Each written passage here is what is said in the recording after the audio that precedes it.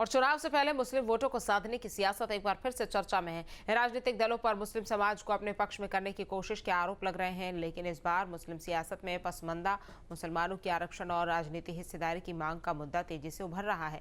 पसमानदा समाज से जुड़े संगठनों का दावा है कि मुस्लिम आबादी का करीब 85% हिस्सा पसमानदा यानी कि सामाजिक और आर्थिक रूप से पिछड़े वर्गों से आता है, जबकि करीब 15% मुस्लिम समुदाय ही अगड़े वर्ग से संबंधित है। पसमानदा संगठनों का आरोप है कि आबादी में बड़ी हिस्सेदारी के बावजूद उन्हें सामाजिक, आर्थिक और राजनीतिक मुख्यधारा में उपेक्षित प्रतिनिधित्व नहीं मिला। पसमानदा समाज की मांग है कि सच्चर कमेटी और रंगनाथ मिश्रा आयोग की सिफारिशों को लागू किया जाए। इसके साथ ही पिछड़े मुस्लिम समुदाय को ओबीसी श्रेणी में उचित प्रतिनिधित्व और आरक्षण का लाभ देने की मांग उठाई जा रही है।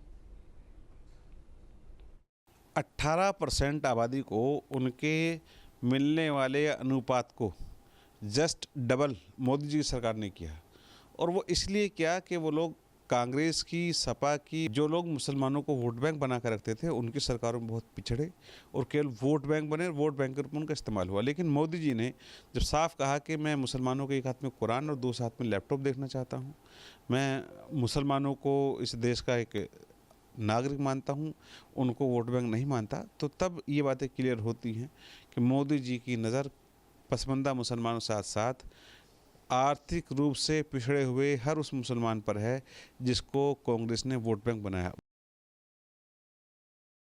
जो लोग मुस्लिम समाज के अंदर पसमानदा की बात करते हैं, दरअसल वो बेईमानी की बात करते हैं। पूरे मुस्लिम कौम ही पसमानदा है, उत्तर प्रदेश हो या भारत हो, उनके अंदर पसमानदा ढूंढना कहीं न कहीं समाज के साथ बेईमानी है।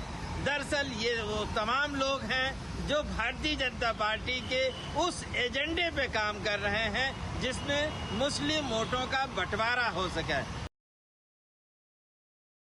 जब बीजेपी ने पसमानदा समाज को एक अलग तरह की पहचान देने की कोशिश की है, उनसे अलग तरह का डायलॉग किया है, तो मुझे लगता है इस समाज में भी अपनी ताकत का कुछ एहसास हुआ है और उन्हें लग रहा है कि अगले चुनाव के पहले अगर उनको कुछ एक्स्ट्रा मिल जाता है तो वो उनके अपने लिए अच्छा है और शायद इससे समाज का भी कुछ भला हो। यूपी की सियासत में 2027 का चुनाव आते ही हर एक कोई अपना हक मांग रहा है। अब मुस्लिमों में भी पसमानदा समाज वो आरक्षण की बात कर रहा है और पसमानदा मुस्लिम समाज के अध्यक्ष अनीस जी हमारे साथ हैं। अनीस मंसूरी जी राष्ट्रीय अध्यक्ष भी हैं। समय समय पर मैं देखता हूँ आप अपने समाज के लिए लड़ते रहते हैं, कुछ ना कुछ करते रहते हैं। अब आपकी क्या डिमांड है? देखिए, मैं आपको बताता चलूँ कि उत्तर प्रदेश नहीं पूरे देश के अंदर पसमानदा लफ्ज़ हमने दिया।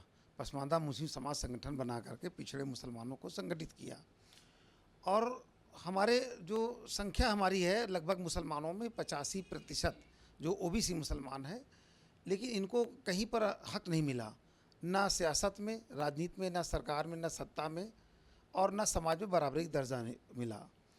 तो ये समाज की लड़ाई हम एक लंबे अरसे से लड़ते आ रहे हैं, आपके संज्ञान में भी है।